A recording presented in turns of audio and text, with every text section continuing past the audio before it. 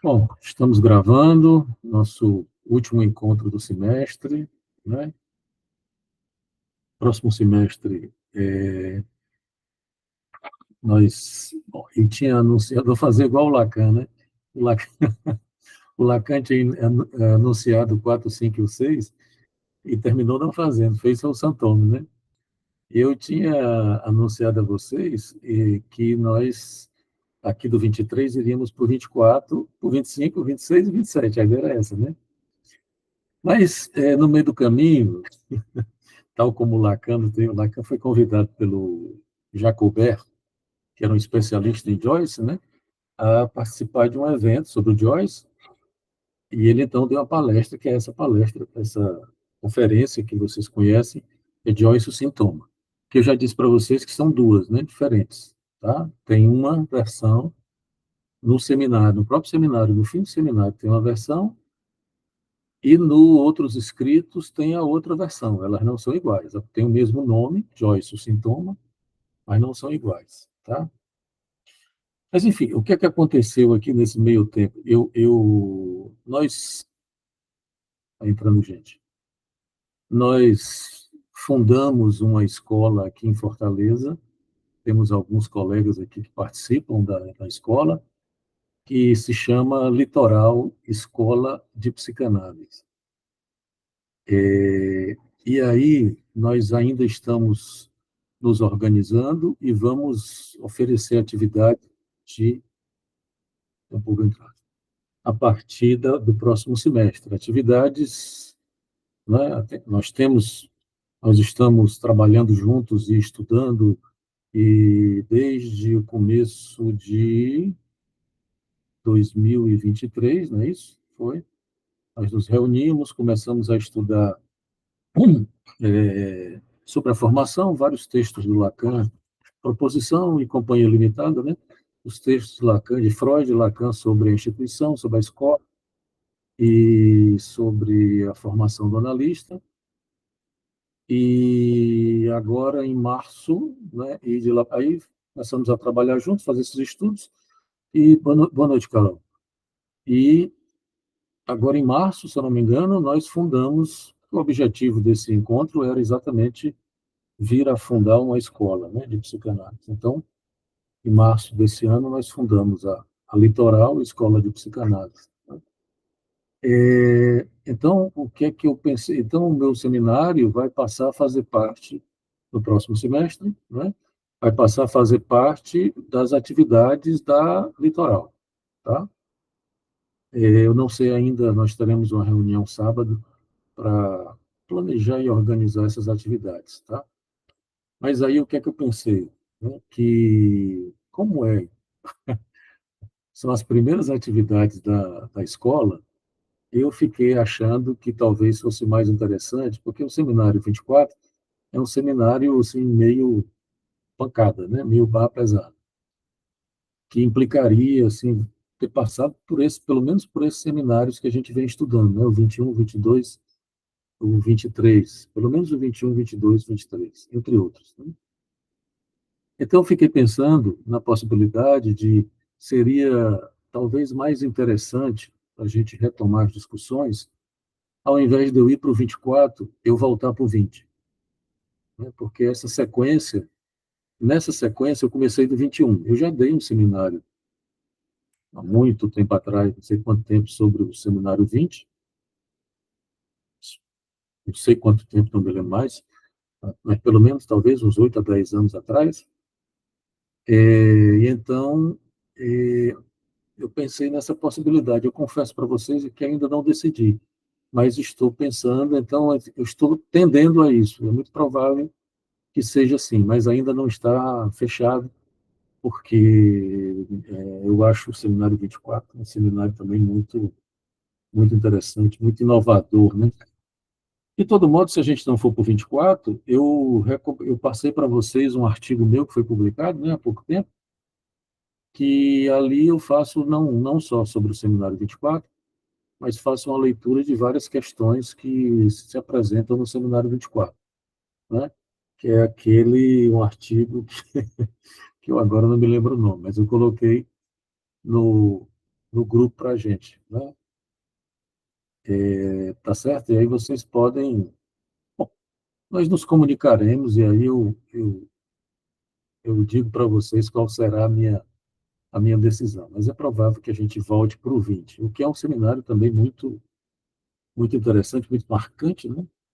Que Lacan traz uma série de novidades que é sobre a sexuação e, enfim, é um tema muito atual, né? Muito, com toda essa discussão com gêneros, semblante e etc., né?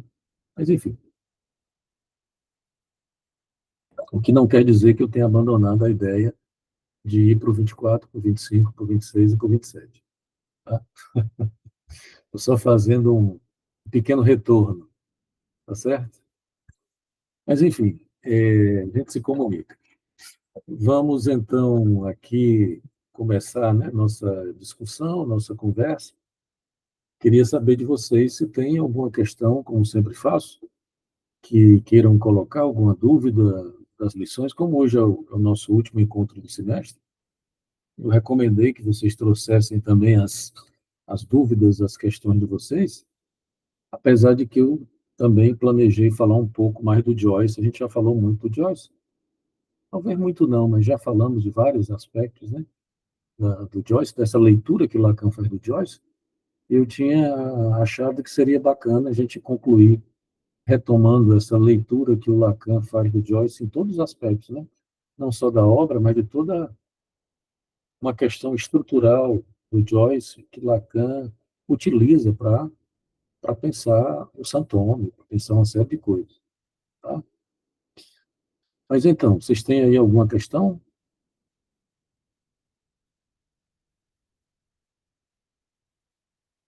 Bom, então vamos adiante. Eu vou fazendo aqui alguns comentários e vocês podem me interromper aí para dúvidas, etc.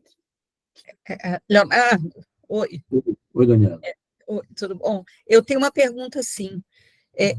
Eu li, não sei se deve ter sido no cenário 23, porque está aqui numa das minhas notas, que o Lacan fala que o falso furo é o lugar privilegiado da interpretação. Será que você podia falar um pouco disso? Sim, o falso furo, o falso buraco, né? Ele ganha, nós, no nosso encaminhamento que eu ia dar aqui, a gente ia passar por isso. Porque ele fala disso quando ele está discutindo na lição 6 ou 7, não me lembro. A partir da lição 4, Lacan retoma o Joyce de uma maneira mais direta, mais incisiva, né? Ele já vem falando do Joyce, mas ele começa a falar, inclusive, da vida pessoal do Joyce e tal.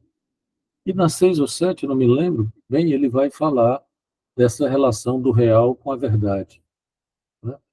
Ele, ele vai dizer que o real não é a verdade. Na verdade, ele vai fazer uma distinção entre o real e a verdade, né?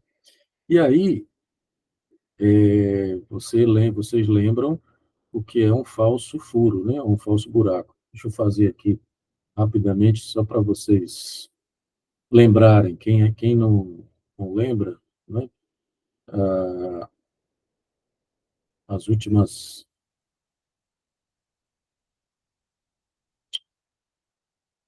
Esse negócio aqui está toda hora abrindo.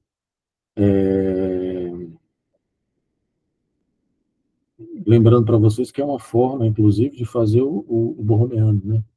Você faz um falso furo, um falso buraco, é isso aqui, né? Acho que está dando para ver, né? Tá? É um falso buraco, você faz as duas orelhas estão soltas, né? Faz as duas orelhas e encaixa uma na outra, tá? É diferente daquele que a gente faz, deixa eu botar a luz aqui mais para cima, para vocês verem. É diferente daquele que a gente faz para fazer o nó de quatro, tá?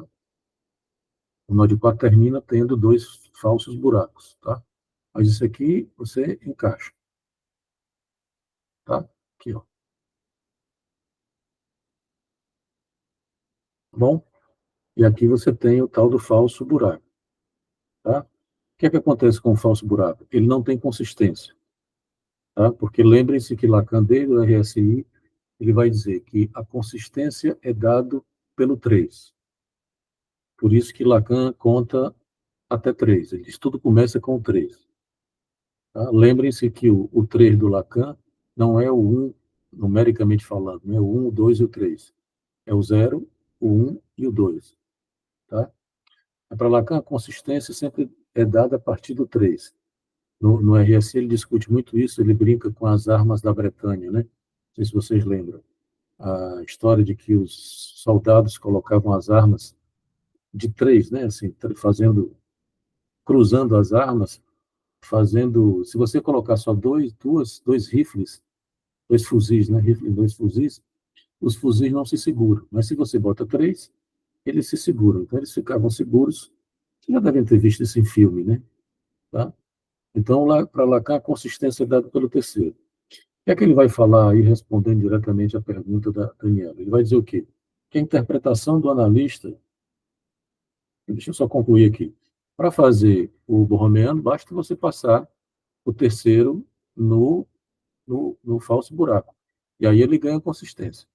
Né? Vira um borromeano, tanto é que ele não se desfaz. Vou fechar aqui. Quer dizer, veja, ele não salta mais, né? Aqui eles estão soltos.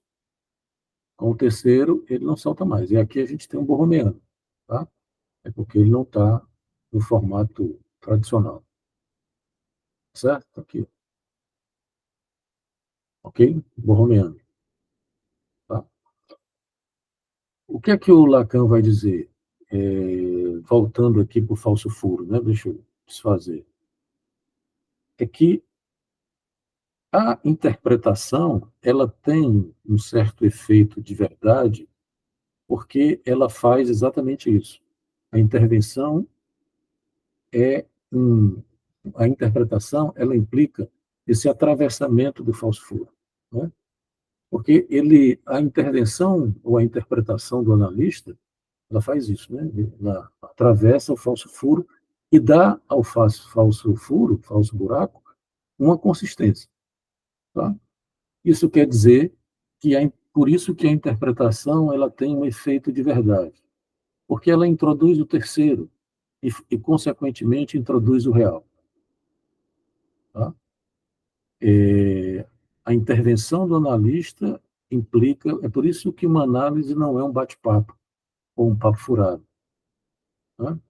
É claro que sempre existe o blá blá blá da análise, como dizia Lacan, né? Inevitável.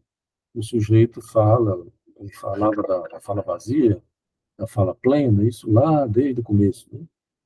E ele sempre disse também que, acho que quem atende aqui sabe disso, existe sempre o blá blá blá, porque o analisante sempre faz um tipo de, de voltas, né, na fala. Tá? Mas a intervenção do analista, ela implica em dar consistência exatamente a esse buraco, tá? Através da intervenção de um terceiro, de uma intervenção terceira que é o real. Tá? Lembrem-se que também a interpretação aqui, acho que já falamos disso, ela, em Lacan, desde o seminário anterior, desde o 22, que Lacan traz uma novidade, que é a interpretação como uma equivocação, um equívoco. Veja que é muito curioso, porque não estamos mais falando da interpretação de sentido. Tá? Pelo contrário, o Lacan vai dizer que a intervenção ela implica uma intervenção que, na equivocação de la língua, que não está no campo do sentido. Veja que o próprio Lacan chega a isso a partir de novas definições que ele dá não para a linguagem, mas uma nova perspectiva, a ideia geral de linguagem, que não é a linguagem, que é a tal da la língua, né? Que é esse tempo, né? Não vou nem dizer que é um extrato, porque não é um extrato, esse tempo originário da linguagem, que ainda não é linguagem, e que Lacan chamou de la língua. Tá? E que, consequentemente, ela não tem nada a ver com sentido. A la língua não é uma lalação do corpo gozante, né, como diz Lacan, é uma lalação do corpo falante, Nosso corpo é um corpo falante e ele faz ruídos, ele faz barulhos, né? Ele faz sons. A voz, por definição, porque, por exemplo, quando o Lacan diz que se diga fica esquecido por trás do que se diz quando se ouve, é uma frase lá do Leturdi, ele está dizendo o quê? Que nem sempre a gente escuta a voz. A voz é um grunhido que vem real, que vem do corpo. Ora, quem sabe disso por excelência são os psicóticos. Os psicóticos sabem que a voz vem do real. Mas só que esse real é o real do corpo. Qual é o problema? A gente não escuta mais a voz como um grunhido que vem do corpo, porque a gente amarra, a voz está amarrada pela estrutura de linguagem, né? Com significados e significantes e sentidos e etc. Tá? Mas imagine você que eu estivesse falando aqui sem nenhum sentido, né? Quer dizer, tem as glossolalias, né? Que são parecido com esse papo que os religiosos fazem hoje de dom das línguas, né? Eles começam a falar numa língua exótica, né? Uma língua meio delirante que ninguém entende, né? Porque a língua, por definição, ela implica o outro, implica o laço social. Se eu falo uma língua que só eu entendo, blá, blá, blá, blá, blá, blá, blá, blá, blá, isso não é língua, isso é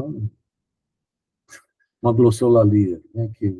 Porque nós somos atravessados pelo significante. Então, enfim,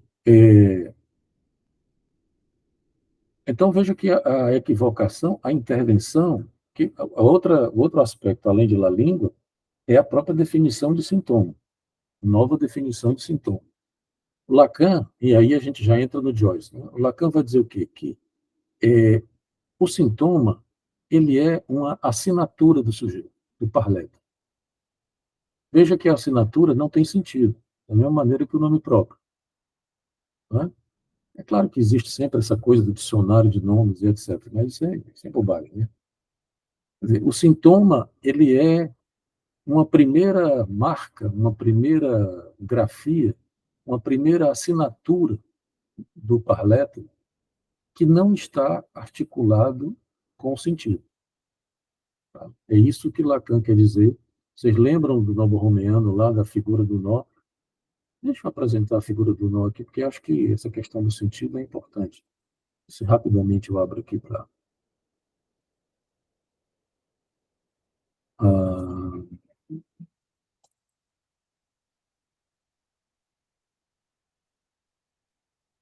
aqui, essa figura aqui é boa de apresentar. Se ela abrir...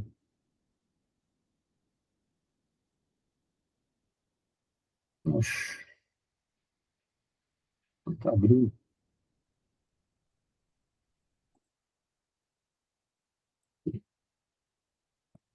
Ah, abri. Bom, já está abrindo. Bom, vou apresentar aqui, tá? Janela, eu já apresentei para vocês.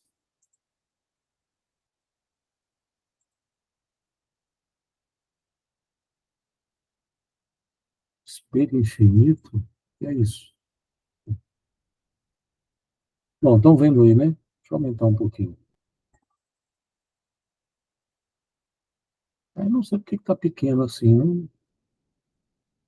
Está dando para ver aí, gente? Está, né? Pequeno não, tá normal. Tá dando, professor, normal. Ah, é? Então é só para mim que aparece aqui como pequeno, não sei por quê, né? Bom, o sentido, vocês estão vendo aí, ele está aqui nessa condição entre o imaginário e o simbólico. Isso aqui é uma figura que o Lacan apresenta no RSI, né? No seminário anterior. Nós já falamos um pouco disso, né? De que o real ele não tem sentido. O sentido é uma zona de existência ao real. Tá? Quando Lacan vai definir o sintoma, ele define o sintoma como sendo uma entrada, um movimento aqui, do simbólico no real. Tá? Essa nova definição de sintoma, ela não implica mais o sentido, não é mais o mesmo sintoma freudiano das formações do inconsciente, pererê parará, de que, por exemplo, você poderia fazer uma interpretação e você encontraria um sentido oculto, o sentido inconsciente desse sintoma. Né? Freud faz isso a 3x4. Né? Agora, para Lacan, não é mais assim. O sintoma, ele é uma grafia do real, ele é uma assinatura do sujeito, e ele é uma marca que vai determinar, inclusive, uma forma de gozo para o sujeito. Tá? Porque é exatamente uma primeira grafia dessa lalação de Lalingo, né? Essa polifonia de Lalingo. Tá? Então, é por isso, inclusive, que, portanto, veja que é como se nós pudéssemos dizer que é um primeiro tratamento no bom sentido, né? Que o sujeito, é o primeiro tratamento de linguagem que o sujeito dá ao real. É por isso que Lacan diz que o sintoma é uma nominação simbólica do real. Tá? Então, o sintoma não está mais relacionado ao sentido. Tá? E aí, o que é que o Lacan vai dizer? Que exatamente o sentido, se ele é uma nominação do real, simbólica do real, o sentido está fora desse jogo. Não é mais nós estamos falando do sintoma letra. Né? O sintoma, lembrem-se também que eu já falei para vocês de que é um momento em que a estrutura de linguagem, que era grafada pelo Lacan como S1, S2, é um momento em que o S1 ele ganha uma importância e há uma dissociação para Lacan do S1 com o S2. Tá? E o que dá sentido é a operação de significação entre S1 e S2. Se eu tiro o S2, o S1 fica entendido como um significante que Lacan chama de tout seul, em francês, que é como se fosse todo só, né? Traduzindo literalmente, é tão só, todo só. Né? Que é exatamente essa grafia que a gente faz com S1 do gozo do corpo. Tá? Bom, eu dei essa volta toda para voltar para a interpretação que Lacan vai dizer que é uma equivocação. E o que é que ele vai dizer? A equivocação, ela não dá sentido, ela não é uma interpretação de sentido. Pelo contrário, ela muda completamente ela, na verdade, é uma intervenção que retira o sentido que o analisante está supondo que tem o que ele está dizendo. Né? Quando o analista faz uma escansão de uma frase, uma equivocação do significante, isso, inclusive, é curioso, porque é uma coisa, muitas vezes é uma coisa completamente diferente daquilo que o analisante está dizendo. E, ainda assim, isso tem um efeito de verdade. Não é curioso? Não é? Porque tem um trespassamento, que é exatamente esse atravessamento aqui da intervenção do falso furo. Não é? Porque, veja bem, o falso furo, se vocês quiserem, a gente pode fazer um exercício aqui, não estou conseguindo tirar.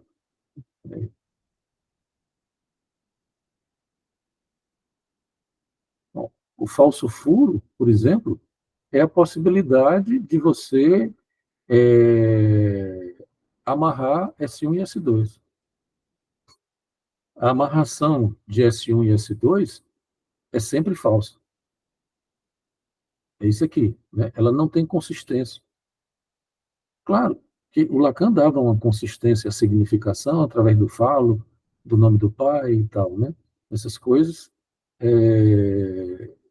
davam uma consistência à operação de significação. Agora não. Lacan dissociou o S1 do S2. Né? É isso aqui. Tá? Então, essa Exatamente. Essa relação aqui entre S1 e S2, que a gente faz isso a toda hora, eu estou fazendo isso agora, né?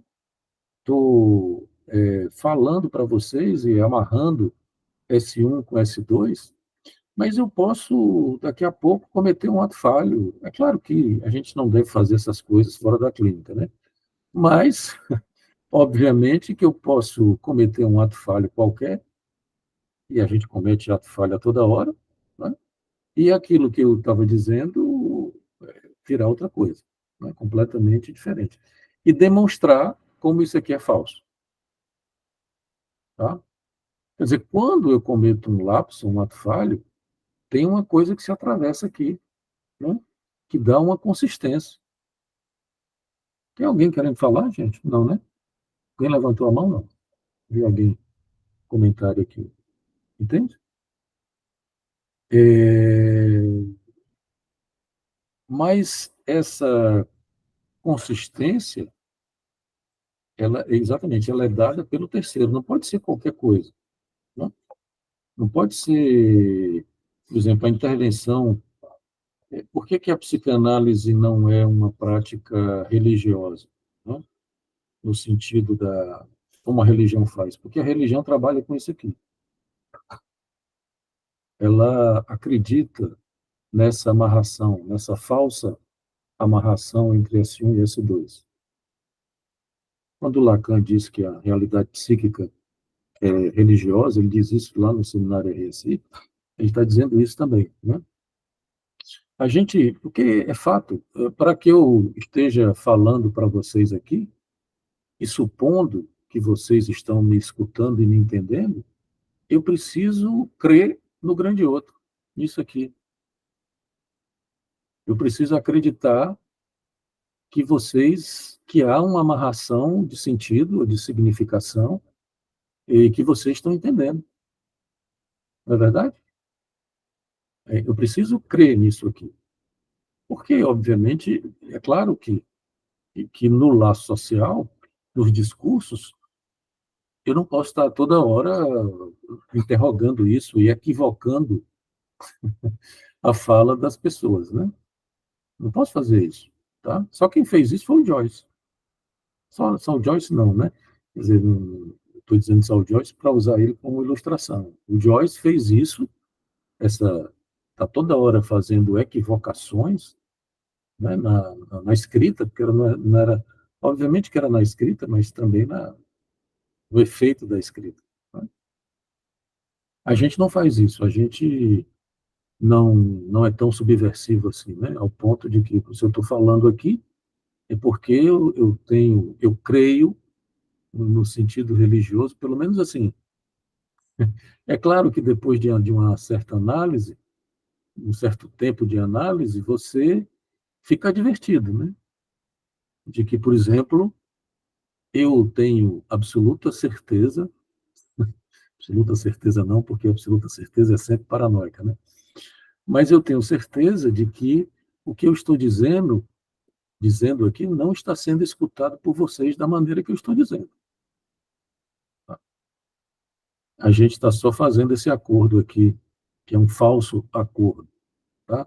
E no laço social, isso precisa ser mantido. Tá certo? Na análise é diferente. Lembre-se, lá no discurso do Lacan, o Lacan vai dizer o quê? De que os discursos fazem laço social, à exceção do discurso do analista. Tá? O discurso do analista, ele não está propriamente operando no laço social. Ele opera na análise. Por quê? Porque exatamente os discursos, o mestre universitário e histérica, eles implicam certas posições do S1 e do S2 que fazem acordo. Né? No discurso do analista, não sei se vocês lembram, o S1 e o S2 estão na parte de baixo, onde não há uma impossibilidade, há um obstáculo, que é exatamente o lugar da verdade, o lugar da produção, há o S1 no lugar da produção e o S2 no lugar da verdade, lá no discurso do analista. E exatamente nessa parte de baixo, entre a produção e a verdade, existe um obstáculo. Não existe tem nenhuma setinha, né? Tem todas as setinhas do discurso, mas não existe setinha, pelo menos no discurso radicais, né? No discurso do capitalista isso muda. Mas no discurso radicais não há relação entre o S1 da produção com o S2 da verdade. Né? Nos outros discursos há. Só no do analista que não há, por conta desse posicionamento. Tá? Por quê? Porque esse tipo de equivocação, a gente, com esse efeito de atravessamento, né, de consistência, porque se eu faço isso fora da análise, isso vira, talvez, no máximo um xiste, né, uma piada, sei lá, uma coisa exótica. Talvez não tenha efeito para o sujeito. Na análise, não. Lembrem-se que o modelo da intervenção de Lacan é o xiste. A interpretação, Freud usava o modelo do sonho, né? Freud trabalhava com o modelo do sonho, inclusive na clínica, né, da interpretação do sonho e tal.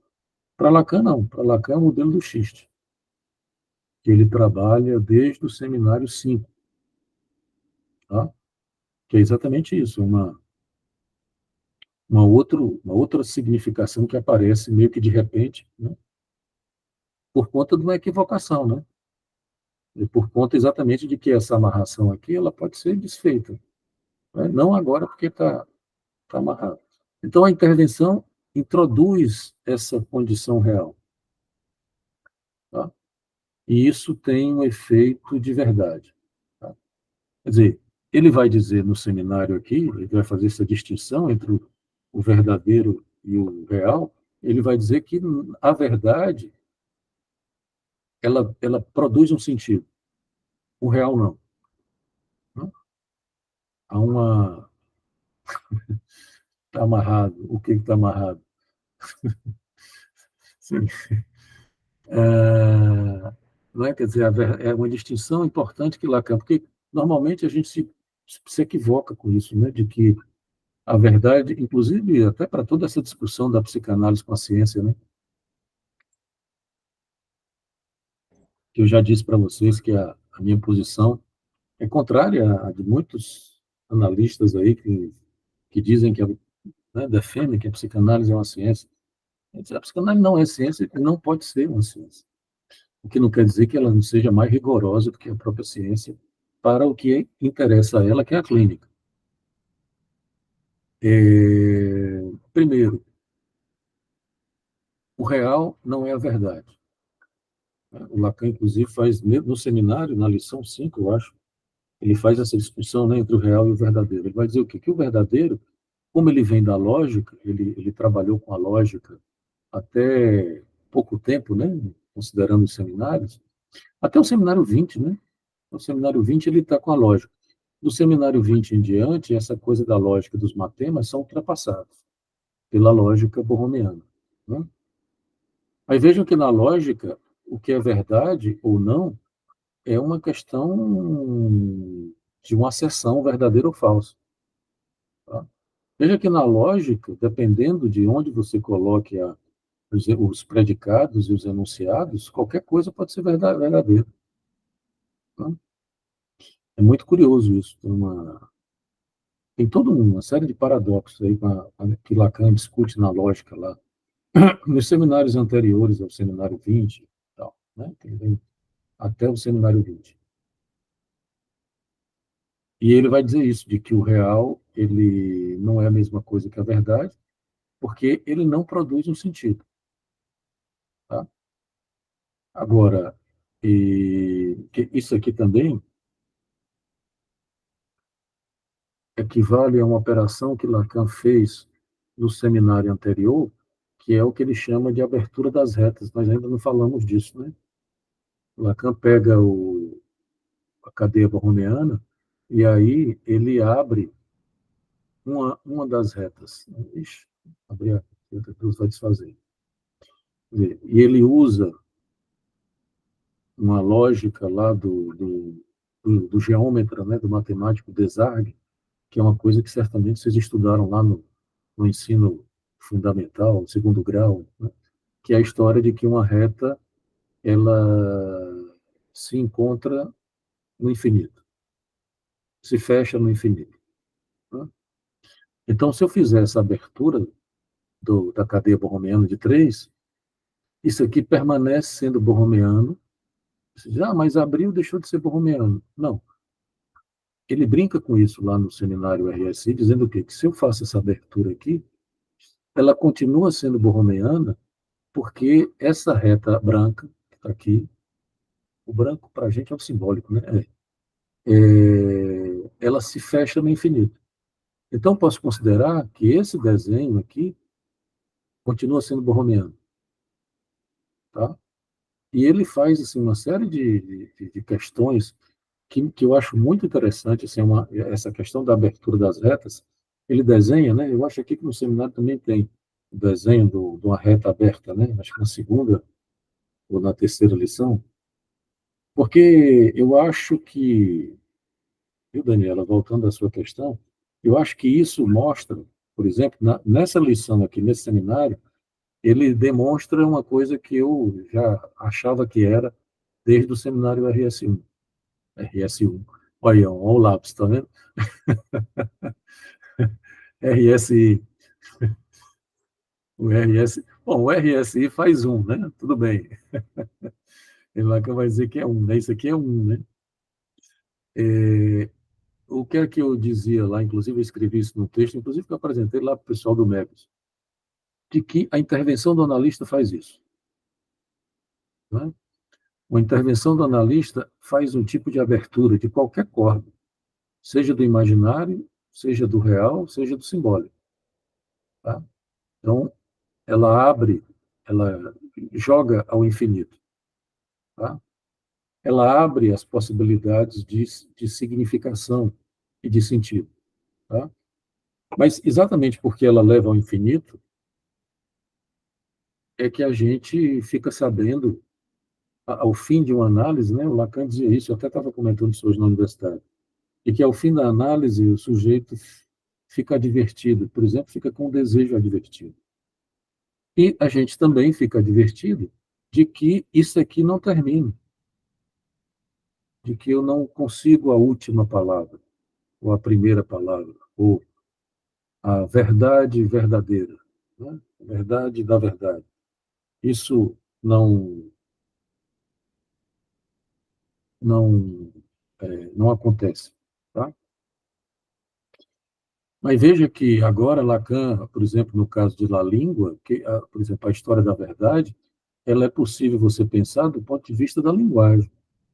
Né?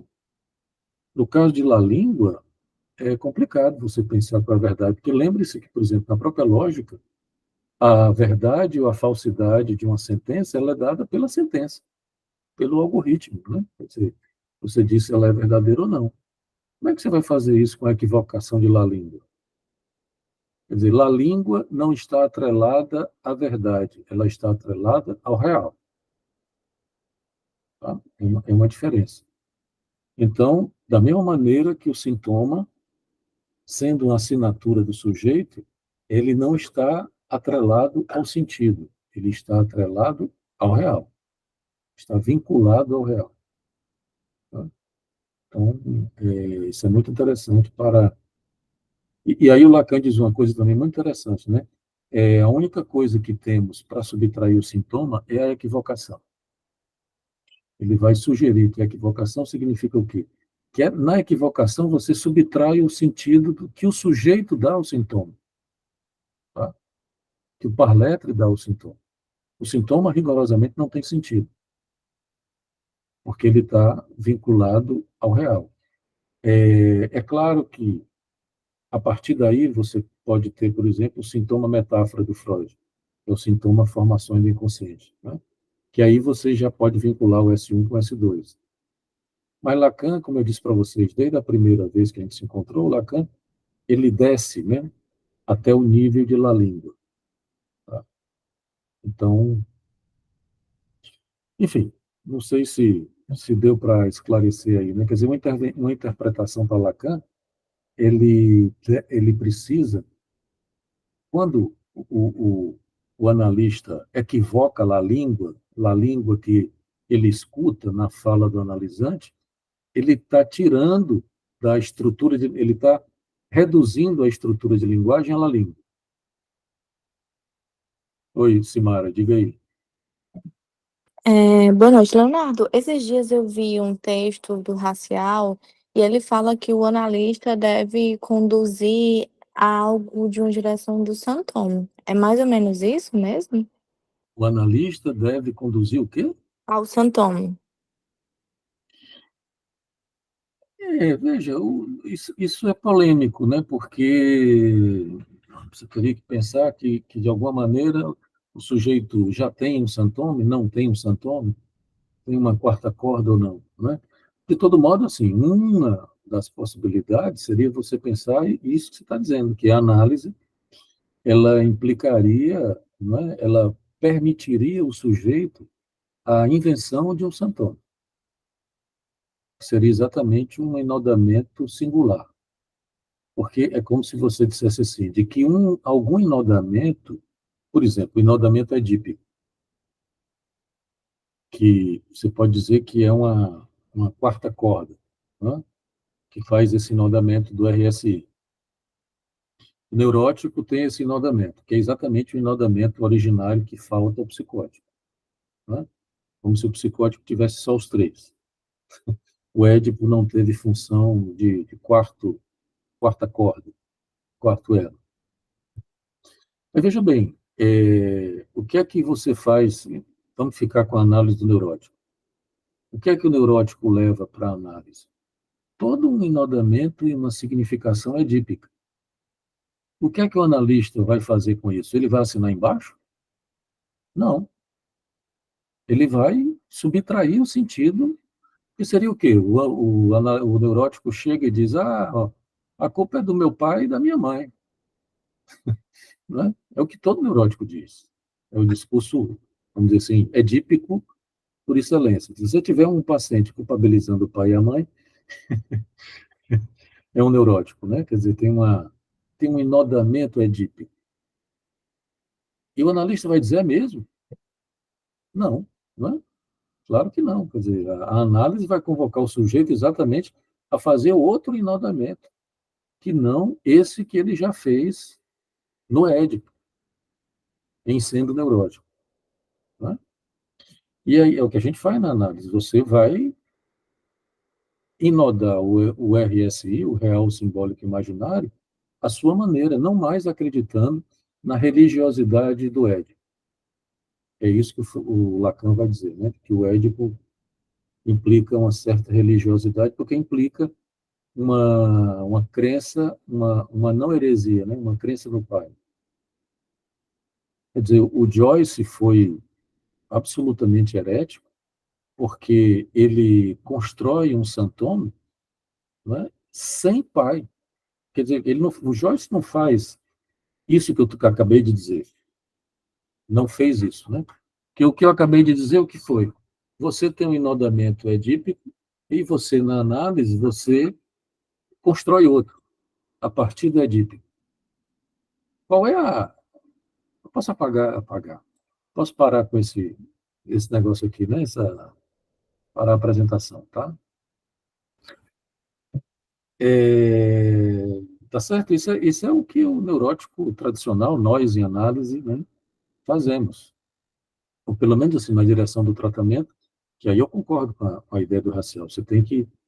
A análise tem que permitir Na última lição, o Lacan pergunta isso, né? Se o analista é um santoma. Não. Ele pergunta, eu já falei disso, se a psicanálise é um santoma. Ele diz não. A psicanálise não é, mas o analista sim. O analista pode ser um santoma. Ele já tinha dito que o analista é um sintoma, o analista passa a fazer parte do inconsciente do analisante, né? E agora ele está falando do analista santoma.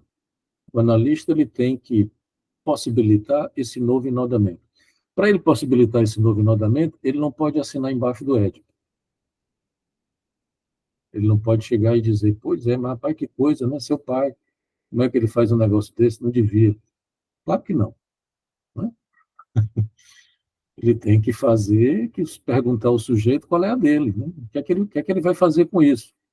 que é que o analisante vai fazer com isso?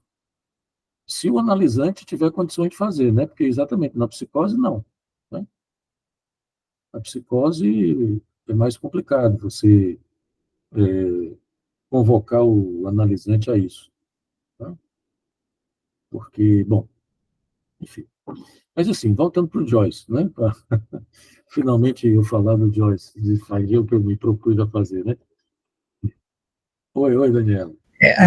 Então, sobre a equivocação e essa intervenção de abertura de sentido que você falou, aquela intervenção do Lacan, do Gestapo, enquanto a analisante fala da Gestapo, é um exemplo muito bom disso, né?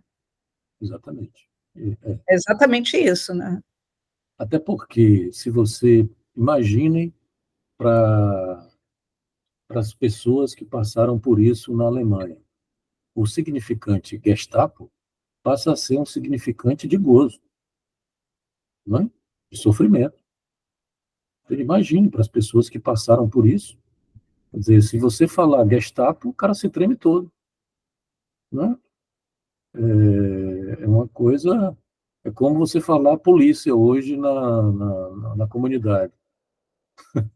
Os caras se tremem todo, porque, né, a polícia chega matando. Entende? Então, tem obviamente, tem um efeito de encarnado no sentido, né, corpóreo, tá? De gozo para o sujeito. Tá? Então, o sentido que esse significante pode portar para o sujeito, se você equivoca, ele perde, subtrai o sentido. Tem uma pergunta aqui que eu terminei, que ela saiu, e como seria a questão do secretariado? Poderia dar um exemplo do psicótico? A Rosana perguntou. Veja, Rosana, essa ideia de você possibilitar um santoma, né? E a ideia do analista como secretário do psicótico é mais ou menos isso, de que o psicótico ele está à mercê do gozo do outro. Né? O psicótico ele não tem, por exemplo, significantes que não tem, por exemplo, a quarta corda do Édipo ou do Santônio. Ele precisa produzir, né? Ou algum tipo de reparação. E ele tem alguns lapsos. Ele não tem o nome do pai, não tem o falo, não tem né, esses significantes reparadores e inodadores. Né? Então, o sujeito precisaria de alguma ajuda, porque não tendo isso, o psicótico ele fica à mercê do ataque e do gozo do outro. Né? Que é um pouco isso, essa condição objetalizada de todos nós. E aí o analista precisaria, de uma certa forma, secretariar, seria interrogar o gozo do outro, junto com o psicótico, né, do lado dele, vamos dizer assim, né, ao lado dele, interrogar o gozo do outro, porque o psicótico ele tem certeza do gozo do outro. Ele tem certeza, uma certeza um tanto quanto delirante, de que o outro goza dele, o ataca de alguma forma. E ele precisa de proteções, vamos dizer assim, contra isso, né, de algum tipo de outro inodamento. Uma forma possível, né, existem outras, mas uma forma possível é exatamente essa, de como você pode, junto com o psicótico, interrogar o gozo do outro. Quer dizer, é um pouco fazer o que o psicótico não fez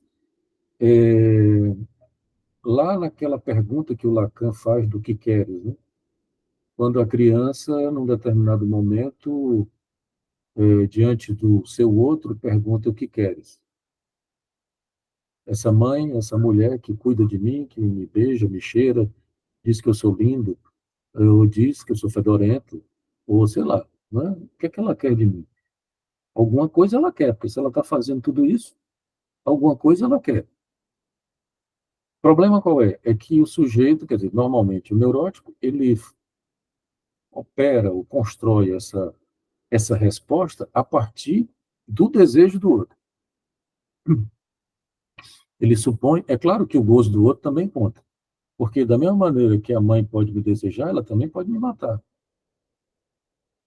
A mãe pode. É lógico que as mães, eu estava dizendo isso também hoje na universidade, né? Eu mandei para os meus alunos um vídeo super engraçado e curioso, que é um pai brincando com o bebê de fazer pão. Só que o pão é o bebê, né? Ele pega o bebê, amassa a massa, faz o pão e tal, e etc. E o bebê às gargalhadas, né? E o pai brincando de fazer pão. Que são essas brincadeiras que a gente faz com as crianças, com os filhos. E veja que é uma brincadeira curiosíssima, porque é uma brincadeira de fazer deles objeto. Mas se você faz isso brincando, veja bem, na brincadeira o gozo do outro está presente. Da mesma maneira que está nos contos de fada, né? A bruxa má sempre é a mãe, né? A demanda materna que quer atacar a criança. Qual é a saída, a boa saída do neurótico? É fazer isso, brincar de ser objeto, se divertindo. Né? O Fordar, essa história de fazer pão, eu vou comer o pezinho, vou comer a barriguinha.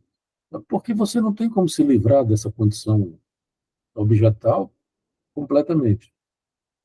Aí você brinca, e no meu texto, no meu artigo sobre as autolesões, eu falo isso, né? Quer dizer, vai do Fordar, passa para o esconde-esconde, para o pega-pega, e depois para a pegação. Né? Você vai transar, vai namorar. Porque o que é a cena sexual? É você se fazer de objeto um para o outro.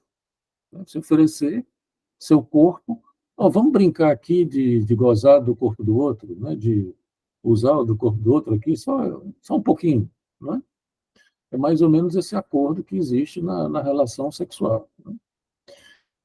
Quer dizer, o neurótico tem tudo isso, a sexualização, o falo, o nome do pai, e etc., né? Essa brincadeira toda, isso que eu falei, apesar de ser dizer isso meio brincando, mas é sério. Do for da o esconde-esconde, o pega-pega para pegação, para chegar na pegação tem que passar por tudo isso. Né? É interessante que a gente chame isso de pegação, né? Ou, com licença do palavrão, você vai transar, você diz, eu vou foder com o outro. Não é? Tem uma violência aí, tem um gozo do outro que se diz assim, que tudo bem, é escamoteado pelo erotismo e tal. Né? Mas a cena sexual é uma cena violenta. E que a gente brinca com isso, né? Exatamente pelo falo, pela, pela erotização e tal. Imagina alguém que não tem isso, né? Que não tem esse nodamento erótico, né? Que o sintoma ou o sintoma produz para o sujeito. O sujeito está à mercê desse gozo do outro, só que não é uma brincadeira. Né? Não é uma brincadeira. É como se a bruxa má estivesse presente, né? Ou o outro mal estivesse presente a toda hora, sem uma borda, né? Sem um enodamento. O real invade o. E veja que cadê o nó? Está aqui. Não, esse aqui é o nó do Joyce. Aqui. O que é que o Lacan vai dizer aqui da cadeia borromeana? Né? É que real, simbólico e imaginário, eles faz um tipo de constrangimento ao outro. Tá? Quer dizer, o simbólico não deixa, o simbólico e o imaginário não deixam o real sair, nem se expandir, e da mesma maneira, o real e o simbólico fazem isso com o imaginário, e o real e o imaginário fazem isso com o simbólico. Tá? Quer dizer, as dimensões, elas constrangem as outras, constrangem no sentido de delimitar as outras. Tá? Quer dizer, o que é que pode constranger o real? Uma borda simbólica e imaginária. Se o sujeito não tem isso, você tem uma invasão, que é exatamente como se você tivesse um nó, onde o simbólico e o imaginário estão constrangidos e o real está. Me perdoem a obra de arte aqui, né? Mas é como se você tivesse um nó assim, né? onde o real é o azul, lembre, né? Está predominando. Tá? Você precisa, nas intervenções, ir fazendo isso aqui, e abrindo o simbólico e abrindo o imaginário. Né? Lembre-se que lá no RSI, a invasão do real no imaginário é a angústia. Então, o que é que o analista secretário, o psicótico, tem que fazer? Perguntar, mas vem cá, por que que o outro está querendo lhe matar? O que é que o outro quer com isso? O que é que o outro quer? Eu vejo que o psicótico nem essa pergunta ele faz. Que queres? Ele não faz essa pergunta. Ele sabe, o paranoico, por exemplo, porque exatamente ele tem uma linearidade do real, do simbólico imaginário, ele sabe que o outro quer atacá-lo, de alguma maneira. Ele não pergunta por quê. Na verdade, nem interessa muito o paranoico por quê. Né? Quando alguém lhe ataca, sendo neurótico, você se pergunta, mas o que que houve? O que é que eu fiz, né, para você me atacar? O que é que... Não, na psicose isso não acontece. Porque no neurótico, quando você faz a pergunta, você responde se protegendo com o fantasma, né? Fantasma e a condição do desejante que você ocupa para o outro. Como na psicose não tem isso, ele vive um eterno fracasso do fantasma, né? Não tem fantasma, não tem o que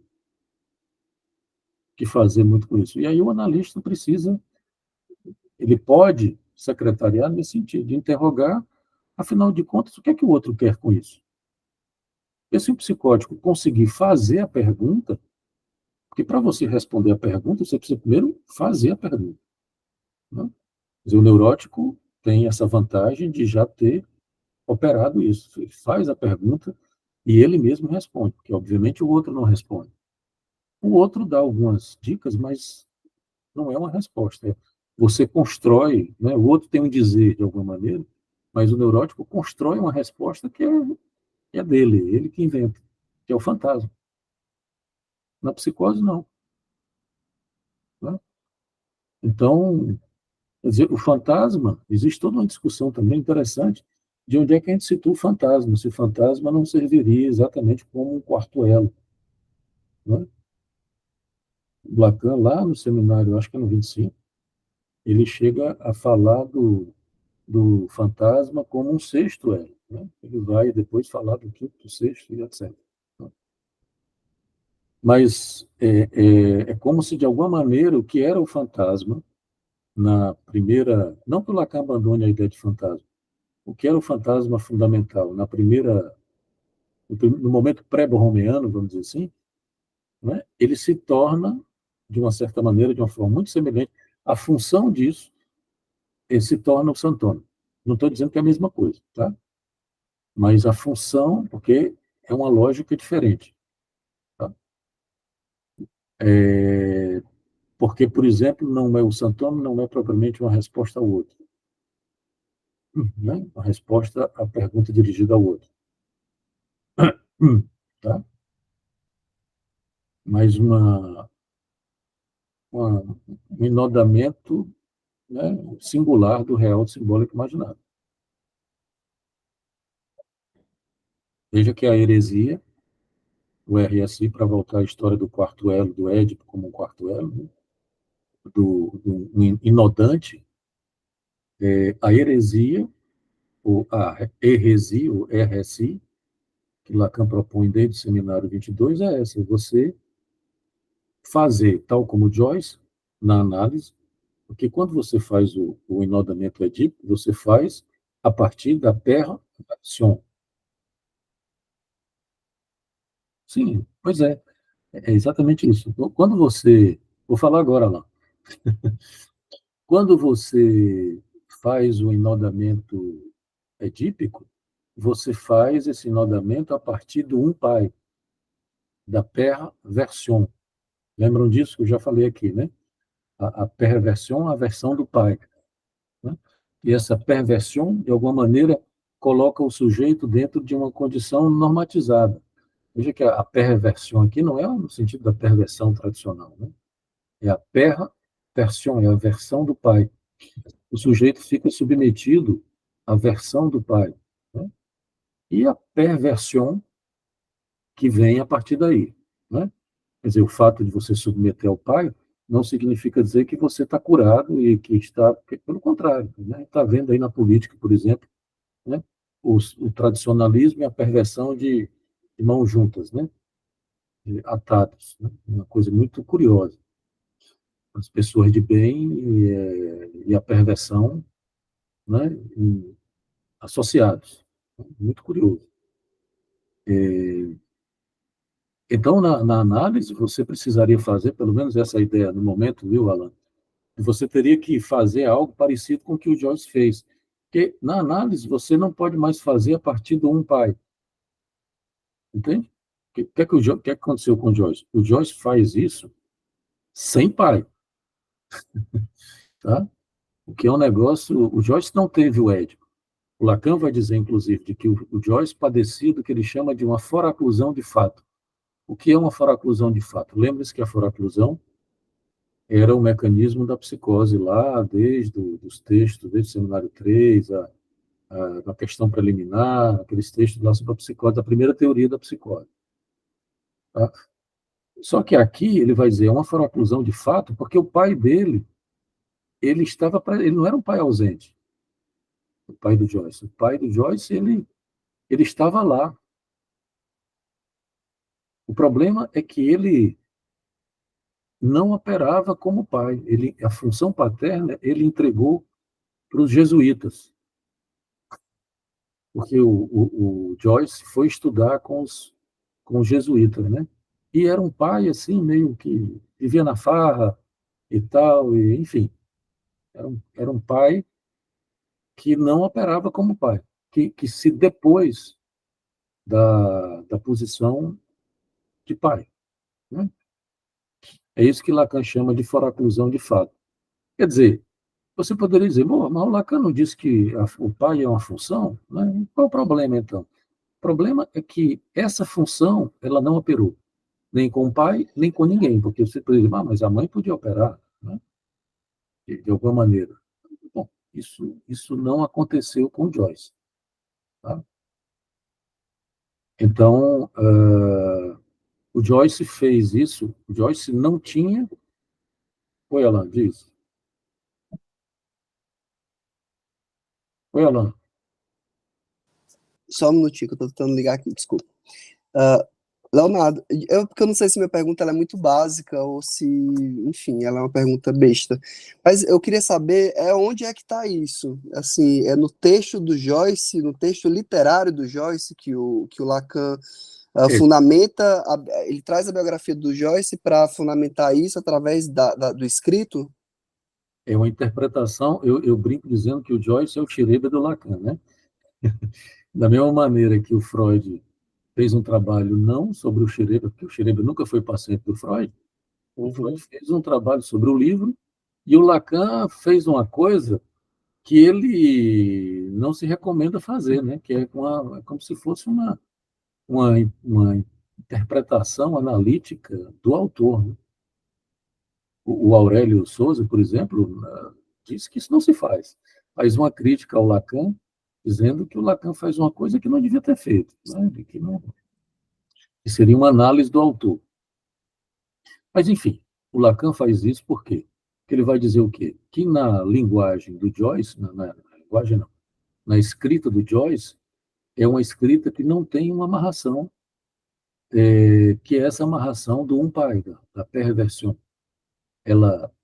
Esse acordo que eu acabei de falar, né, da gente, o S1 com o S2, esse acordo religioso, né, que a gente faz de uma certa maneira, porque não estamos falando da religião, nós estamos falando da estrutura, tá? A realidade psíquica é religiosa, nesse sentido. Que essas amarrações, o Lacan vai dizer que no Joyce, isso a escrita dele demonstra que ele não tem. Ele não escreve com a linguagem, ele diz isso, ele escreve com a língua. Ele está toda hora... O Joyce, ele mexia com 65 línguas. Quer dizer, nem língua materna ele tinha, porque, inclusive, ele recusava a língua materna, que era esqueci o nome da língua, era uma língua originária lá da Irlanda, né? Não era o inglês. E outra coisa, o Lacan brinca dizendo isso, de que ele, depois de Joyce, o Joyce conseguiu destruir o inglês, a língua inglesa. Ele introduz tanta coisa no suposto inglês, né? Ele mistura uma série de coisas, ele está toda hora equivocando na escrita dele, fazendo equivocações, pouquíssimo preocupado com o sentido, né? Ele não está. E veja, é claro que. Por que nós somos religiosos, de alguma maneira? Porque ele está sempre preocupado com o sentido. Eu estou aqui razoavelmente preocupado em dar sentido para que vocês entendam o que eu estou dizendo. Se isso vai acontecer ou não, são outros 500, mas eu estou preocupado em amarrar minimamente as coisas para que vocês entendam o que eu estou dizendo. O Joyce não estava nem aí com o seu leitor e o Lacan também não, né? O Lacan tem uma coisa joyciana também. Lacan não estava preocupado, diz, os escritos dele não são para serem lidos. Ele escrevia para ele, o Lacan. Ele publicava porque tinha que publicar. Mas ele dizia isso, ele escrevia para ele, né? Pois bem, o Joyce não era assim, né? O Joyce ele queria publicar para o público, porque ele queria ser reconhecido como o artista. O Harari, naquele livro dele, faz essa. O Firenze também, de que o título do livro do Joyce é o retrato do artista quando jovem, não é de um artista. O ego do Joyce, está aqui o ego do Joyce, lembra do ego do Joyce? Né? Que é aquela configuraçãozinha que Lacan vai dizer de que tem um lapso entre o real e o simbólico, e esse lapso aqui, né, ele faz cair o imaginário, já demonstrei isso para vocês, né? Se quiserem, eu faço de novo. E que tem uma correção pelo ego, né? Que é essa correção aqui. O Lacan vai dizer, o que sustenta o imaginário? E veja que esse ego aqui também não é mais o mesmo ego lá do espelho, tá? É um ego correcional, um ego corretor. O que sustenta o imaginário em Joyce não é o corpo, propriamente, não é preocupação com o corpo. O Joyce teve situações de problemas financeiros de quase morar na rua, quase ser um morador de rua, né? Quando ele foi para Paris. Para Paris. Ele detestava Paris, imagina. Como é que alguém detesta Paris, né? Então, o que sustentava o imaginário em Joyce era o ego que sustentava o real e o simbólico. Era essa coisa de querer ser reconhecido como o artista. E o pior, foi, né? Porque hoje ele é considerado o maior escritor modernista, né, da face da Terra. Ninguém conseguiu. Porque lembre-se de uma coisa, né? Você que gosta de literatura e arte, essas coisas de uma psicanálise. O modernismo, o que é? O modernismo é uma corrente não só artística, começa com a arte também, né? Mas política e etc., a ideia de modernidade, modernismo, ela aparece como sendo algo contrário ao tradicional, né? Você veja, por exemplo, as pinturas modernas, lá desde o Renascimento e tal, o que o Foucault chamava de era da representação, né? Quer dizer, os quadros, as pinturas eram retratos, né? Você pintava exatamente uma cena da realidade tal e qual. A partir de um determinado momento, isso foi subvertido, né? A forma foi subvertida e tal, e etc. Isso tudo tem a ver com a morte do pai, né? Com a queda progressiva do pai, até chegar no Joyce, que ele escreve sem pai, né? Oi, diz, Ana.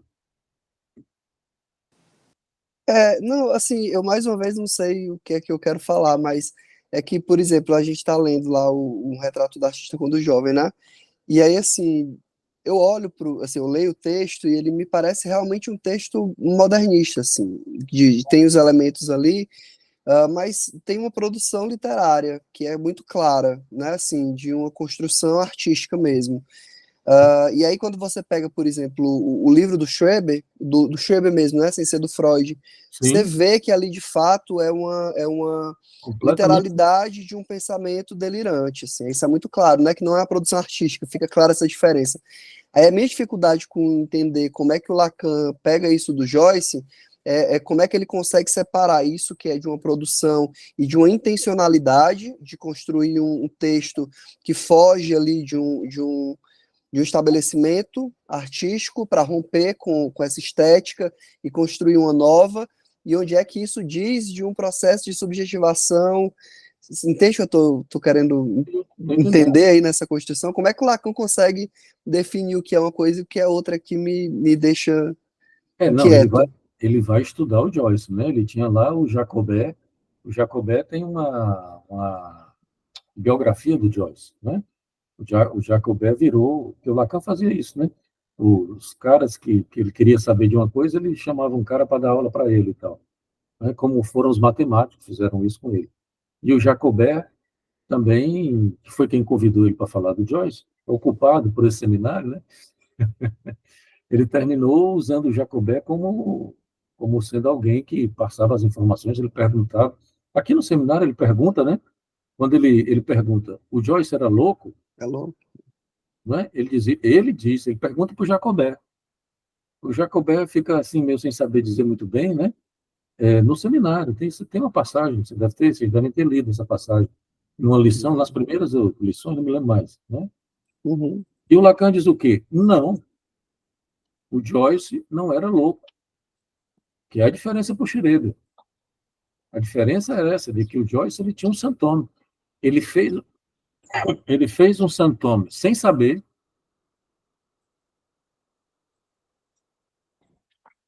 porque ele não fez esse santome sabendo, né? Intencionalmente. Eu vou fazer.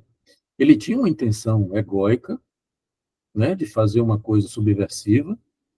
Ele rompe com o cristianismo, rompe com todas as perversões, né, que seriam possíveis para ele, que era o cristianismo. Ele foi criado pelo jesuíta, né? O cristianismo, ou a política lá na Irlanda, que o pai dele era um militante político e tal, né? Mas ele não faz isso. Ele como um modernista, ele está buscando a subversão e a heresia, né? E os modernistas fazem isso, uma subversão e uma heresia, a perversão, né? A versão do pai. Só que ele faz isso de uma competência tal, exatamente porque ele não tinha perversão. Entende? Essa é a diferença de um modernista comum, se é que existe, né? Me permita essa forma, né? De um Drummond, por exemplo, né? Para um Joyce. Ele opera, é como se ele chegasse no nível mais radical do modernismo, de subversão ou de heresia, no caso da literatura, né? Da escrita. Entende? Uhum. Porque o Lacan se pergunta como é que ele consegue, como é que ele conseguiu isso na escrita dele, entende?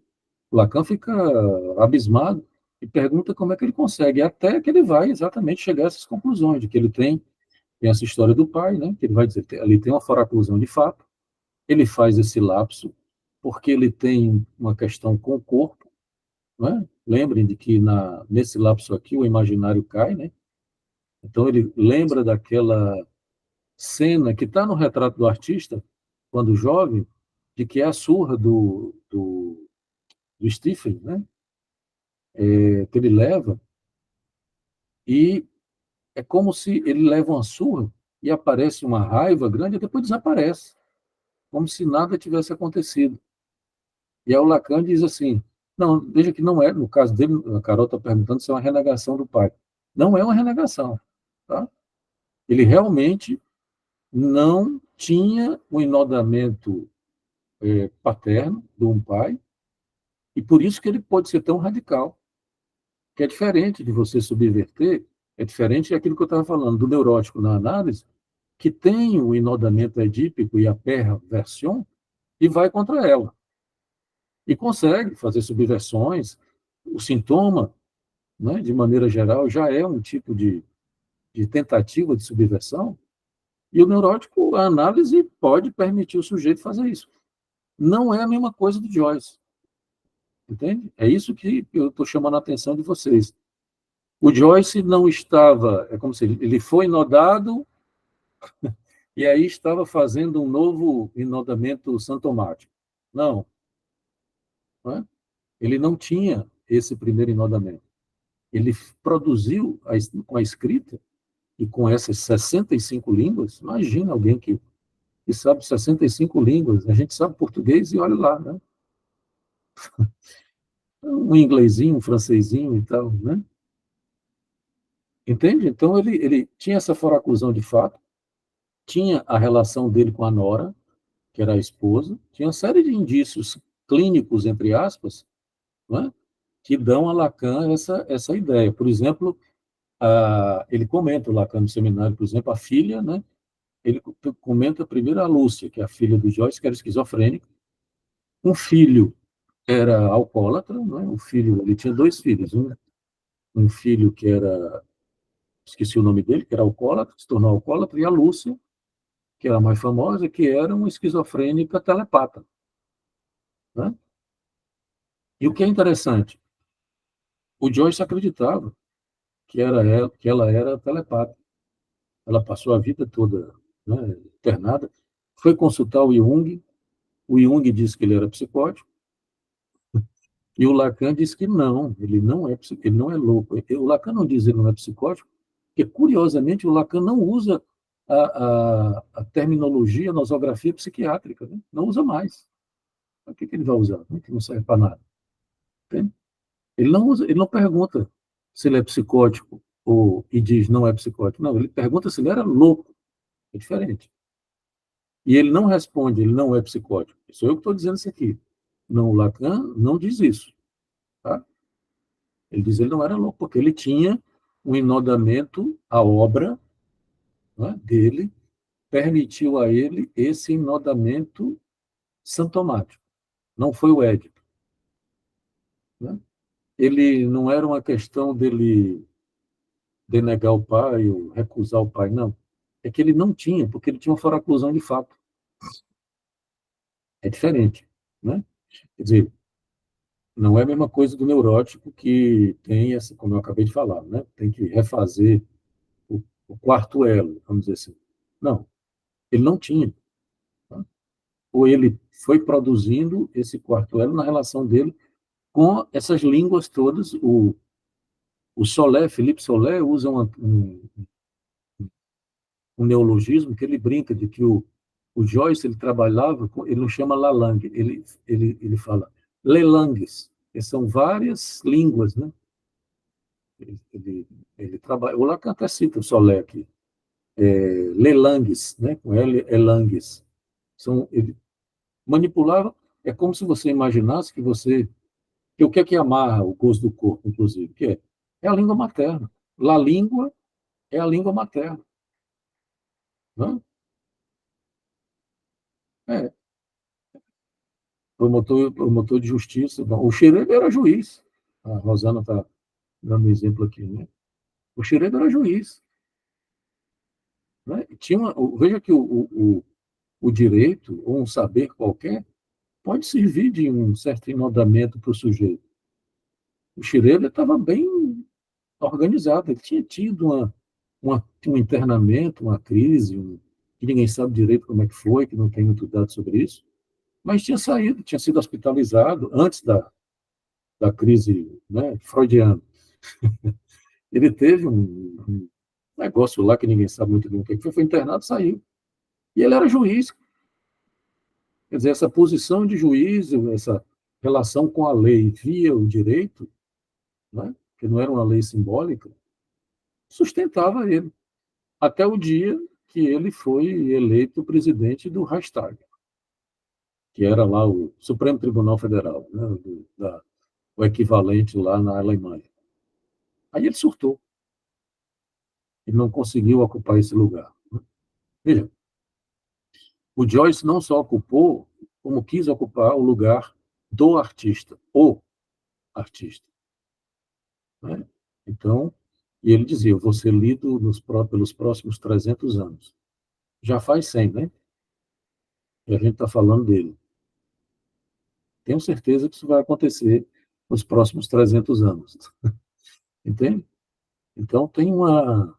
Aí tem a história da Lúcia, né, de que era uma esquizofrênica telepata, que o Joyce acreditava, e o Lacan diz assim, a esquizofrenia da Lúcia é uma extensão do sintoma do Joyce.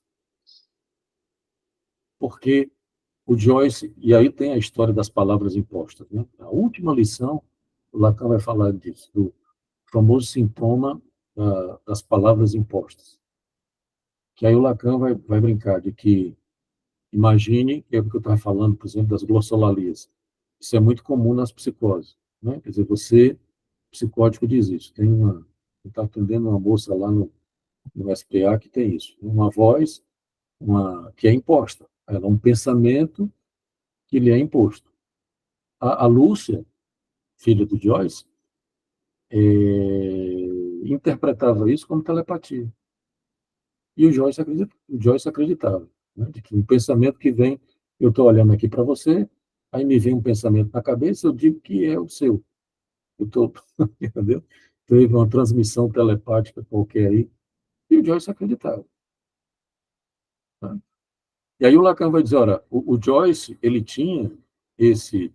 Porque aí vou tirar o ego para vocês verem, para lembrar, né? O que é que acontece quando tem o lapso do nó de Joyce, né? Se eu tirar o ego, né, você tem o quê? O imaginário, que é o corpo, cai. Tá? E aí o Lacan vai dar toda a exemplificação do episódio da surra, lá do Stephen, com essa queda do corpo, uma queda do imaginário, a despreocupação imaginária do Joyce, que só passa a se preocupar com o ego. Mas sem o ego, você tem a queda do imaginário e você tem um enodamento olímpico entre o real e o simbólico. E aí o Lacan vai interpretar como isso aqui. Isso aqui determina as palavras impostas. Tá? É como se a palavra imposta vem da onde? Como se você tivesse uma colagem entre o real e o simbólico. Tá? É alguma coisa que vem do real, como a voz, né? Que vem da psicose, que vem do real. Só que o Joyce, o que é que o Joyce fez com isso? Literatura. Né? Ao invés de... Porque o Lacan comenta isso, né? De que quando ele escrevia as gargalhadas. As coisas vinham para ele, eram impostas, os pensamentos impostos, e ele escrevia. Né? Então, é a explicação desse enodamento, né, esse lapso, né, do nó de Joyce entre o real, que fica aqui o real e o simbólico, que implica as palavras impostas. Aí o Lacan vai dizer, ora, mas o problema qual é? É que as palavras sempre são impostas. Né? A nossa relação com a palavra, obviamente que é imposta. A gente é que faz de conta que não é. Mas, obviamente, que vocês já passaram por isso. Entra um pensamento na sua cabeça, não é? Outro dia, um analisante estava dizendo, eu cheguei na varanda do apartamento altíssimo e fui invadido pela ideia de me jogar. Quer dizer, você, diante daquele vazio do real, você se objetaliza. E você diz, eu vou pular. É um pensamento que lhe invade. Né? O sujeito pode pular? Pode. Existe o risco, né? Se você não se protege com a função sujeito, você pula. Né? Mas veja que é um pensamento que o sujeito não sabe de onde. É um pensamento estranho. Veja que os pensamentos são assim, né? Leonardo. Digo. Não, desculpa, porque eu ia perguntar outra coisa. Pode terminar. Não, pode falar. Eu estava só falando de que a gente, com a função sujeito, a gente acha que somos nós que articulamos, né? Mas, por exemplo, eu estou falando aqui, não estou articulando, fazendo, tem uma sintaxe do que eu estou dizendo, mas eu não sei de onde é que vem isso que eu estou falando. Eu não estou pensando, entende? Não estou parando e pensando, agora eu vou falar isso. É claro, está aqui, tem uns papéis aqui que eu nunca usei, né? A gente, a gente faz os papéis para planejar o que vai falar, nunca usa, né? Está aqui. Mas eu estou falando aqui, eu não sei de onde é que vem isso que eu estou falando. Né? É claro que eu suponho que tem um controle, e eu tenho algum controle egóico, algum controle da função sujeito corpóreo disso, porque eu não me desorganizo corporeamente quando eu falo, né? Se eu não sou psicótico, né? Se o sujeito não é psicótico, isso não acontece, mas rigorosamente você não sabe de onde é que vem. Vem do seu corpo. Não é? Eu estou falando, se eu fosse parar para pensar, eu não falava. Esse troço vem do meu corpo. Eu falo. Bom, de onde é que vem? Na língua. É uma lá língua interpretada, tem toda uma aparelhagem, né, simbólica e imaginária de interpretação de lá língua que me permite falar. Vez por outra eu sou atropelado por ela. Né? Como eu acabei de fazer um lapso, que eu nem me lembro mais qual foi, já recalquei. Né? Você não pode controlar o lapso. Né? O lapso não. É um ato falho, não deixa de ser um lapso. Né? Mas diga lá, o que é que você ia perguntar? Não, era uma informação, é porque a Rudnesco fala que o Lacan se encontrou com Joyce lá numa livraria lá super conhecida. O Lacan comenta isso? Comenta. Ele traz isso para essa elaboração que ele faz sobre Joyce, assim, desse contato Não, ter efeitos de. ele, aos 17 anos, o Joyce foi fazer uma leitura, agora eu não sei mais, porque antigamente tinha isso, ainda tem isso, né? A leitura, o autor vai ler o texto. Eu não me lembro qual era o texto, em 17, talvez você possa procurar. Inclusive, eu estive lá nessa livraria, Shakespeare e Companhia, lá bem pertinho da Notre Dame, ali, que era super interessante. Era assim, uma livraria antiga, né? Tem até uma foto lá na frente, né? Que o Lacan foi nessa livraria para escutar o Joyce. Aos 17 anos, ele já tinha interesse no Joyce. Né? Mas, obviamente, ele não ia imaginar, né, que iria. Depois, ele cita o Joyce várias vezes, né? Em vários momentos, assim, de en passant, né? Rapidamente, ele cita o Joyce. Mas ele sempre foi leitor do Joyce. O Husserl diz isso, de que, na verdade, o Lacan se torna joyceano. Né? É interessante isso, porque realmente o Joyce tem um efeito tal em Lacan, especialmente depois desse seminário, de que ele se torna eu vou dizer uma coisa que é meio absurda, mas não estou me vindo outra palavra. Bom, eu ia dizer modelo, mas não convém, né? Porque não é o Joyce, não é um modelo. É como se o Joyce fosse uma referência, eu ia dizer também epistemológica, mas também não é. Bom, falta palavras para falar do Joyce, né? Uma referência, inclusive clínica, né? Porque é isso que é como se o Lacan esperasse do analisante, nesse momento pelo menos, que o analisante, eu nem esperasse, que a direção do tratamento, e aí a pergunta, acho que foi da Carol, né? A direção do tratamento levasse o sujeito a isso, não foi a Silmara que perguntou, a esse enodamento singular do RSI, que foi mais ou menos o que o Joyce fez, né? Com essa, lembrem-se, com essa grande diferença, de que o Joyce inventou uma coisa do zero, do nada. Né?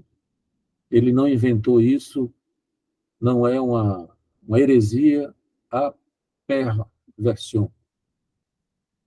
É curioso isso. Que o Lacan propõe, né? Quer dizer, tem uma coisa que eu acho que eu comentei com vocês, agora a gente fala dos cantos, não sabe, não sei se foi aqui, de que existe um movimento da subversão do sujeito lá do 60 e alguma coisa, que não me lembro mais, do texto, né?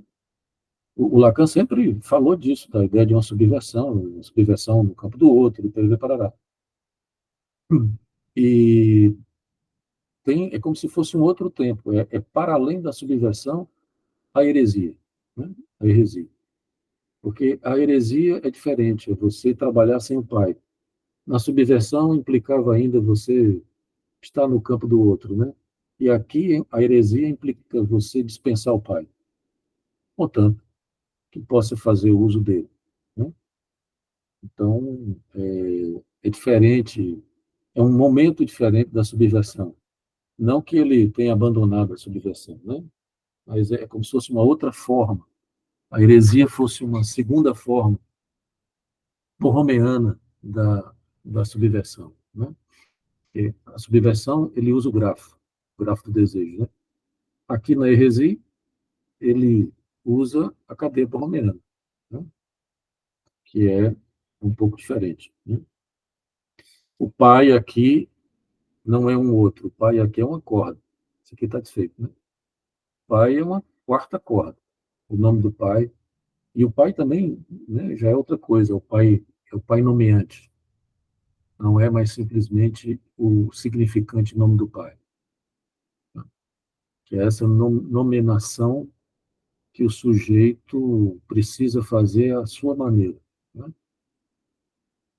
Por que é Joyce o sintoma? Porque o sintoma, as nominações que nós fazemos, vêm do nosso sintoma.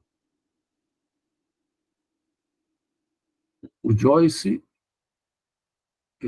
escreveu tudo isso a partir do seu sintoma, como essa assinatura que eu acabei de falar, que não tem sentido, né? Para todo mundo é assim. Para todo mundo né, que se sustenta no sintoma.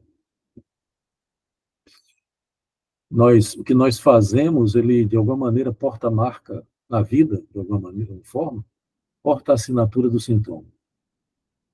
É a verdadeira assinatura do Parleto, né? E isso se transmite. Isso se transmite. Isso é interessante, porque isso na vida ou na clínica, a gente, de alguma maneira, percebe, meio sem saber muito bem, né, uma sustentação sintomática do outro. A gente não pode sair fazendo análise do povo, né, fora da clínica, mas tem uma aura, né, sintomática, cada um tem a sua aura. Uma aura poderia ser um bom nome para o sintoma, né? O nome esotérico do sintoma, né?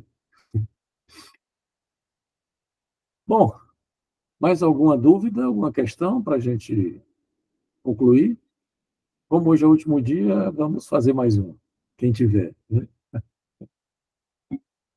Leonardo, eu não tenho questão, mas deixa eu ver se eu entendi a questão da Joyce. Uma pessoa assim que inicia na área da psicanálise. Joyce, ele na construção psíquica dele, estrutural, ele não fez um acordo com o outro, que seria o neurótico. Ele não fez esse elo. Ele não tinha uma quarta corda. Isso. Ele está traduzindo da Lacan. Como ele não conseguiu fazer isso, aí ele também, só que ele não entrou no psicótico. É como se ele criasse algo inédito. Exatamente. Exatamente. Ele... Veja que... É como se tivesse um quarto, porque tem o psicótico, tem o neurótico e tem o perverso. É como se ele criasse uma outra coisa. É. Porque, veja bem, ele, por exemplo, como é que alguém se interessa em estudar 65 línguas? É muito doido isso, né? Quer dizer, ele não era louco, mas era doido.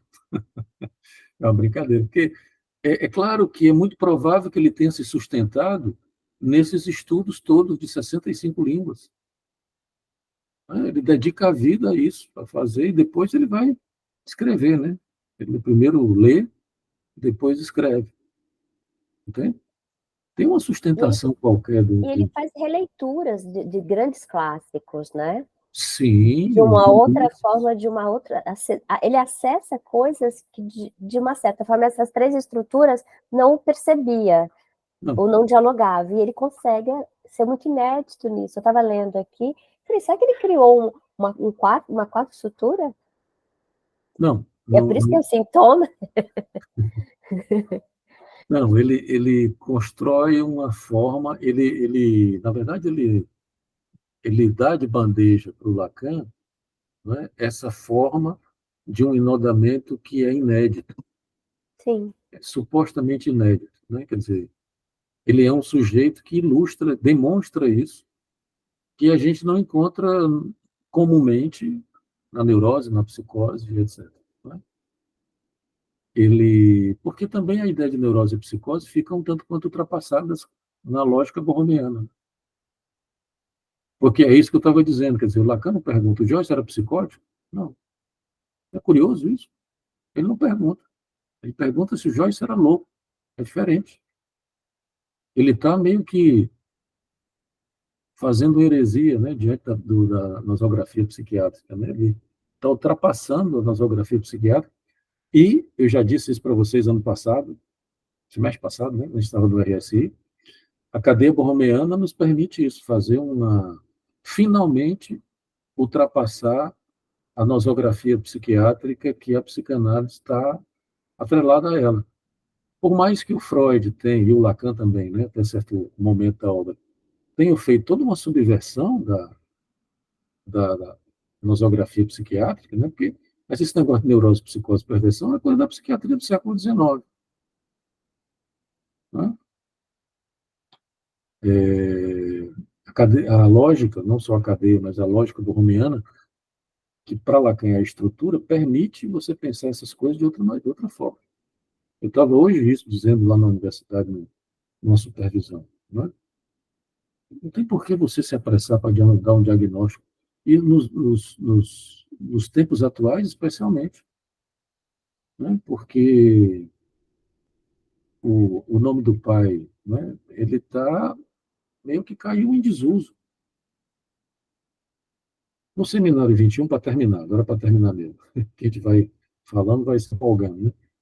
No seminário 21, ele tem uma discussão muito interessante, não me lembro agora qual é a lição, mas acho que está lá nos meus vídeos lá do seminário 21, que estão lá no YouTube. Ele faz uma discussão, ele vai dizer que o nome do pai foi ultrapassado por um nomear para. É como se as pessoas hoje se autonomeassem. Não é mais o nome do pai. Eu já li alguns artigos falando, por exemplo, que toda essa questão identitária que a gente tem hoje tem a ver com isso, né? Um nomear para. As pessoas se autonomeiam. É curioso isso. Veja que tem o cúmulo do identitarismo, eu não estou fazendo uma discussão contrária a isso, tem toda uma discussão importante que a gente precisa fazer com a questão do identitário. Mas veja, tem aparecido cúmulos do identitarismo que precisam ser pensados. Por exemplo, um japonês que diz que é cachorro. Entende? Porque, obviamente que você dizer eu sou trans, eu sou, sei lá o que, todos os LGBTQIA+, né? Quer dizer, que funcionam, tem uma questão importantíssima aí, não estou falando mal da, da, da lógica LGBTQIA+, não é isso. Mas é curioso que todas essas letras tenham aparecido nos últimos tempos, né? Como uma lógica identitária, que não é, por exemplo, por onde a psicanálise trabalha. Né? É, as identidades elas são semblantes que vêm de uma identificação. Tá? E tudo bem. Mas não é curioso que tenha aparecido esse tipo de coisa, porque tem outro que virou porco. Né? Não sei se viram, tem um que virou e pagou 50 mil reais numa roupa de cachorro, de Lassie, parece a Lassie. É, quer dizer, tem um real aí que é curioso. Tá porque doido mesmo. Não, esse não é o caso de estar doido? Né? O doido que você se referiu há pouco. Não seria o caso? Eu não sei, era uma coisa para se pensar. Eu acho que tem a ver com um cúmulo, né, dos efeitos de um certo identitarismo, desse nomear para, que o Lacan fala lá no Seminário 21.